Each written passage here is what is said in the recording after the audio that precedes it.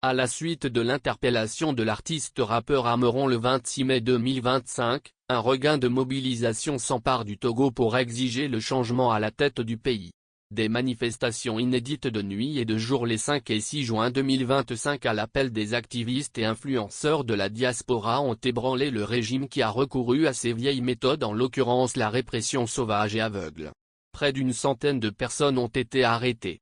Parmi elles, au moins 7 ont déclaré à Amnesty International avoir subi des actes de torture, des traitements inhumains et dégradants. Si la plupart des manifestants ont été relâchés, 2 Togolais et un Français ont été inculpés mercredi 11 juin pour complot contre la sûreté de l'État et troubles aggravés et placés sous mandat de dépôt.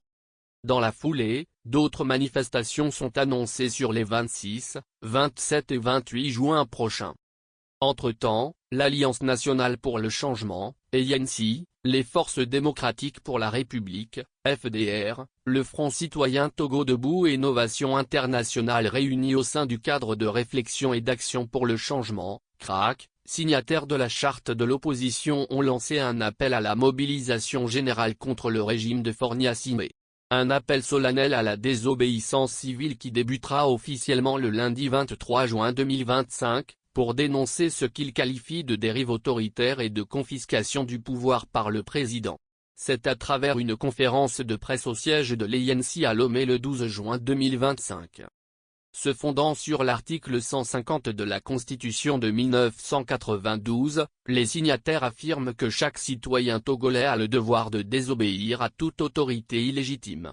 Ils rejettent en bloc la Constitution de la Ve République, récemment imposée, et en appellent à la mobilisation pacifique mais résolue de tous les Togolais. Ce n'est pas un appel symbolique, c'est une exigence morale, politique et historique, affirme-t-il.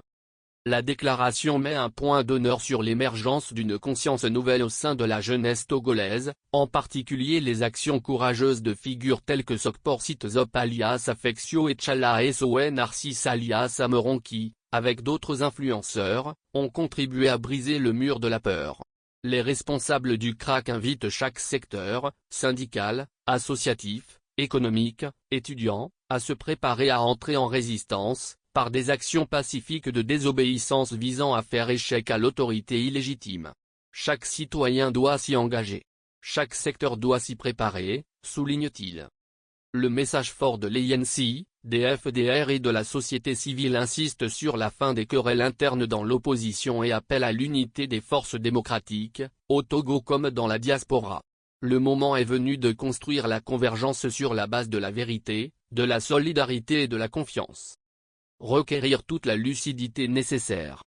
Ce qui semble un nouveau départ de la lutte pour l'alternance et le changement au Togo a forcément besoin d'une base solide et d'une convergence d'esprit. Aucun maillon ne doit être négligé. Malheureusement, il se développe actuellement, au sein de certains cercles togolais, un phénomène curieux pour le moins préoccupant, le syndrome du nouveau leader virtuel, SNLV.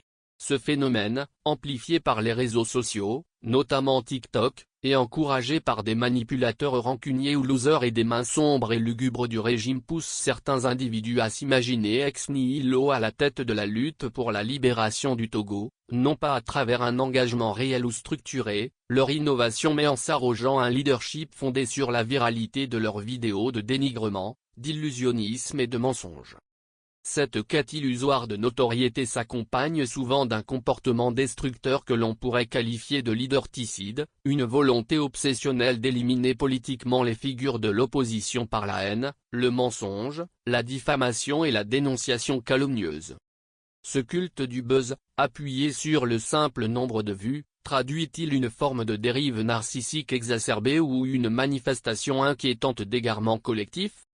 Or, être un véritable leader ne relève ni du fantasme numérique, ni de l'improvisation. Cela exige du travail, du courage, un esprit de sacrifice et de combativité, une solide culture politique, une connaissance approfondie de la mémoire des luttes passées, une vision claire, des valeurs affirmées, une équipe structurée, un projet cohérent, une maîtrise du terrain et la capacité de construire un véritable rapport de force. Il n'existe pas de raccourci vers le leadership authentique et véritable, a posté Chelunia Massaji Lawson. De son côté, le secrétaire national des FDR Binafam Kohan n'a pas porté de gants. Les gens pensent pouvoir falsifier l'histoire de la lutte pour le changement au Togo en cherchant à faire croire aux populations que la résistance contre le dernier coup d'État constitutionnel du régime, a commencé par nos frères et sœurs les influenceurs sur les réseaux sociaux. Nous sommes très contents que des jeunes Togolais utilisent les réseaux pour mobiliser les populations contre le régime autocratique qui nous régente par la force depuis bientôt 60 ans. Félicitations à nos influenceurs. Que Dieu les inspire et les protège contre les actions de ce régime failli. Mais personne ne peut nous convaincre que la résistance contre le changement illégal de la Constitution a commencé par les influenceurs. Les gens doivent cesser de se comporter comme des contrebandiers de l'histoire de la lutte du peuple togolais pour retirer son coup du genou de la minorité oligarchique qui régente notre pays contre la volonté du peuple souverain, avance-t-il. Plus loin, il affirme que des gens aiment ou pas certains leaders des partis d'opposition, notamment, M. Jean-Pierre Fabre et M.A.P. Vendodji. La vérité est que ces deux leaders n'ont pas attendu l'appel des influenceurs sur les réseaux sociaux avant de décider de mener une résistance acharnée contre le dernier coup d'État constitutionnel du président Fornia Singubé. Alors que d'autres responsables de partis politiques demandaient aux populations d'accepter le fait accompli en tentant de les convaincre que le train de la fameuse 5e République est en marche et qu'on ne peut pas l'arrêter, M. Fabre et M.A.P. n'ont pas cessé d'exhorter le peuple souverain à résister contre la volonté du régime en place de monarchiser notre pays. À cet égard, M. Fabre et M.A.P. à travers leurs partis politiques, ensemble avec des organisations de la société civile, ont organisé des meetings de sensibilisation des populations contre le coup d'État constitutionnel visant à instituer dans notre pays un pouvoir héréditaire. M. Fabre et M.A.P. ont participé à des émissions sur les médias pour conscientiser les citoyens sur le danger que constitue pour leur avenir la fameuse 5e République et les appeler à prendre leurs responsabilités. Mieux, c'est au nom de la résistance contre la monarchisation de notre pays que M. Fabre et M.A.P. ont décidé de boycotter l'Assemblée nationale issue du braquage électoral d'avril 2024, se privant ainsi des indemnités qui s'élèvent à plusieurs millions de CFA par année. Un député togolais touche une indemnité mensuelle de plus 1 300 000, 1,3 million, FCFA. 1.300.00 FX 12 x 6 égale 93,6 millions FCFA en 6 ans, le mandat des députés dure 6 ans. Comment les pourfendeurs de M. Fabre et M.A.P. pensent pouvoir convaincre le peuple togolais opprimé que ces deux leaders ne se battent pas pour l'intérêt général? Si nous remontons l'histoire de notre lutte politique depuis 1990, nous pourrions citer d'autres faits d'armes de ces deux leaders que des personnes tapies dans l'ombre, par méchanceté, veulent détruire, a-t-il conclu. C'est un constat partagé par plusieurs acteurs qui appellent au dépassement de soi pour ne plus tomber dans les erreurs du passé. La quête permanente du nouveau Messie a longtemps fait péricliter la conclusion de cette lutte. Les plus récentes sont apparues en 2017 avec les mouvements de Tikpi Atchadam du Parti national panafricain, PNP, et en 2020 avec le duo de regrettés mémoire Agbiom Kodjo et Monseigneur Philippe Kpodzro.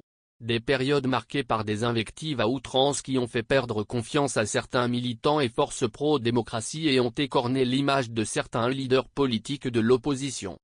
Jusque-là certains influenceurs à la tête du mouvement font le nécessaire pour recadrer certains égarements mais il en faut davantage pour ne pas galvauder toutes les ressources en mouvement pour une nouvelle ère au Togo. S'agissant de la participation aux élections municipales, tout est déjà expérimenté dans cette lutte au Togo durant les 3 dernières décennies. Le boycott n'a pas empêché ce régime de maintenir sa cadence. Ceci étant, aucune piste ne doit être négligée pour la libération du Togo des mains des fossoyeurs de la démocratie.